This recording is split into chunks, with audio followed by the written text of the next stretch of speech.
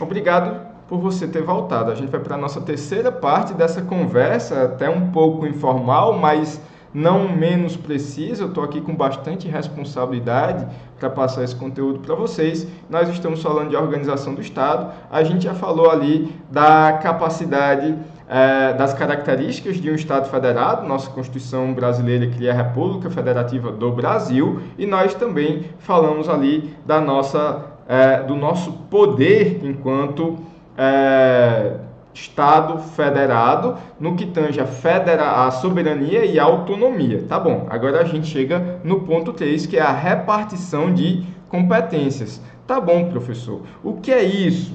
Pessoal, entendam, antes da gente chegar no conteúdo mesmo, que é cobrado em provas e concursos, que se eu tenho mais de uma pessoa vivendo ali dentro daquela mesma casa, aquele espaço territorial, caracterizado lá pela soberania, tá bom, pela sua própria nação, tá bom, professor, e tudo mais ali que a gente estuda na teoria geral do Estado, formando o Estado Federativo do Brasil, a República Federativa do Brasil, Estado com E maiúsculo, para não confundir com os Estados Federados, certo, professor?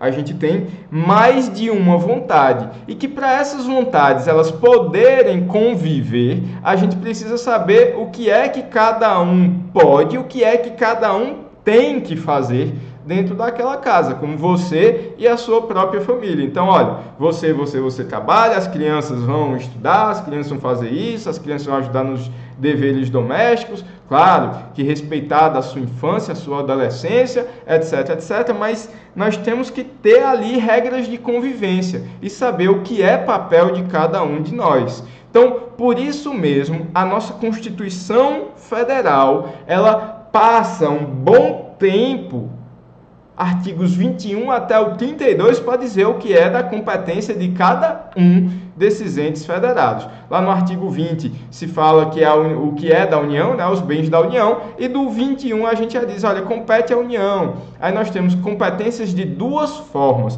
competências executivas, de executar as normas, e competências também legislativas, que é de criar as normas. Certo, professor? Entendam que muitas vezes tem coisas que mais de uma pessoa pode fazer. Então, sei lá, apagar a luz, qualquer que mora na nossa casa pode apagar a luz para ajudar a economizar energia. Tá bom, então todos podem, certo? Mas tem coisas que é específico de cada um, tanto normatizar quanto também aplicar aquela norma, tá bom? Então vamos lá. Entendam que essa repartição de competências, ela está pautada no princípio da predominância do interesse. É um princípio informativo sobre a lógica por trás da repartição de competências, que fala, na verdade, o seguinte, olha, tem coisas que vão ser mais específicas de cada um de vocês pelas características individuais de cada um. Então, por exemplo, uma criança não vai ter, via de regra, o dever de trabalhar para sustentar a casa. A gente até sabe, tem aqueles atores mirins, infelizmente a gente também vê o trabalho infantil à torta e à direita. Ok, professor, mas, via de regra, se a gente cumprir a norma, não é o papel do filho ali menor sustentar a casa. Porque, diante de suas características, não é isso que se espera dele. Então, pelo princípio da predominância de interesse, a gente vai repartir competências que, em tese, deveriam ser de todos, todos poderiam fazer desde que não se desrespeitem, mas que a gente vai escolher algumas para um ou para o outro, de acordo com suas características pessoais. Então, daí se falar em predominância de interesses. Ok, a partir desse princípio surgem alguns critérios. Então, nós temos campos específicos que nós temos ali reservado para um ente, um conjunto de entes fazer aquelas coisas, especificamente ele, seja criar a norma, seja executá-la. Nós temos uma possibilidade de delegação às vezes, nós temos competências que são comuns, e essas aí na Constituição Federativa Brasileira são tidas como as competências administrativas, que podem pertencer a todos, e as chamadas competências concorrentes, que seriam competências legislativas. Tá bom, professor? Então, olha, você que está assistindo minha aula, não deixe de ler os artigos 21 a 32. Ah, professor, eu tenho que ler tudo de uma vez, ou pode ser em doses homeopáticas, você que sabe, mas tente entender uma certa lógica que existe por trás de cada um, de acordo com o princípio da predominância do interesse, mas tem coisas que realmente foram divididas ali por uma decisão política mesmo do nosso constituinte originário. E a essas eu peço que vocês decorem, porque sim, ainda é muito comum em provas e concursos que nós tenhamos a cobrança da literalidade da norma. Aí vem várias regrinhas mnemônicas, né? Lá no artigo 21, compete à União legislar sobre, aí tem aquele monte de regrinha lá, o direito processual, direito eleitoral, direito não sei o que, previdenciário, aí tem um monte de ajudinha aí para vocês, eu não estou lembrado nenhum de cabeça, mas eu posso depois deixar anotado alguma coisa aí para vocês, tá bom? Para frente. Cuidado, pessoal. Então, aqui, ó, artigo 22, na verdade, que eu estava falando para vocês, o inciso 1. Decorem. Capacete de PM. Capacete de PM, professor, não está bem na ordem do que está lá no direito civil, mas é uma regra mnemônica bem conhecida aí dos cursinhos. Então, direito civil, direito administrativo, professor, aeronáutico, direito processual civil, direito processual penal, direito marítimo, direito eleitoral, direito, que mais? Dos transportes.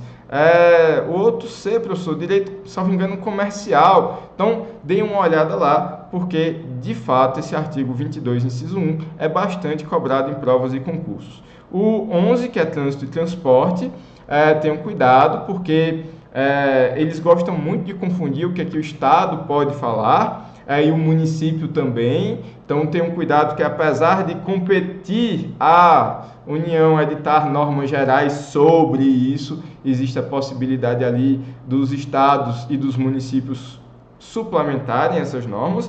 Normas gerais sobre licitações e contratação. Então, mais uma vez, normas gerais também é algo bastante cobrado nas provas e concursos. O artigo 24 vai falar do que é da competência concorrente da União e dos estados. Destaco para vocês que lá no 24 não está os municípios, mas que, de novo, o artigo 30 vai trazer a possibilidade da suplementação dessa legislação, desde que não seja contrária ao da União dos Estados, tá bom? Então, destaque aí para vocês os incisos 1, 7, 8 e 11.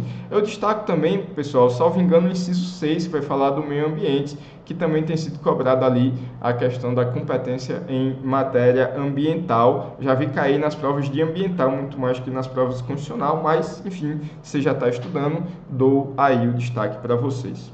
Além do mais, pessoal, cuidado, principalmente porque eu acho que é no inciso 1 aqui, tenham cuidado para não confundir matéria processual, que é reservada aqui pelo 22, inciso 1, à União, com normas de procedimento. Por quê, professor? Porque alguns procedimentos dentro do direito processual, civil e penal, podem ser legislados pela norma estadual, inclusive pela lei orgânica da magistratura de cada um desses municípios. Desses estados. O artigo 25, pessoal, vai falar ali da competência dos estados, que, via de regra, é uma competência residual. O que não é da União, o que não é do município, o Estado deverá legislar sobre. Contudo, pegadinha de prova de concurso. Legislar sobre matéria de interesse local, via de regra, é dos municípios, mas foi reservado o serviço local de gás canalizado para o Estado, tá bom? Então, pegadinha de concurso, porque é um interesse local que não ficou reservado para o município, mas que foi reservado pela própria Constituição para o Estado no artigo 25, parágrafo 2º. Seguindo, professor, vou encerrar aqui de novo com 9 minutos e pouquinho. Espero você no próximo bloco. Até já.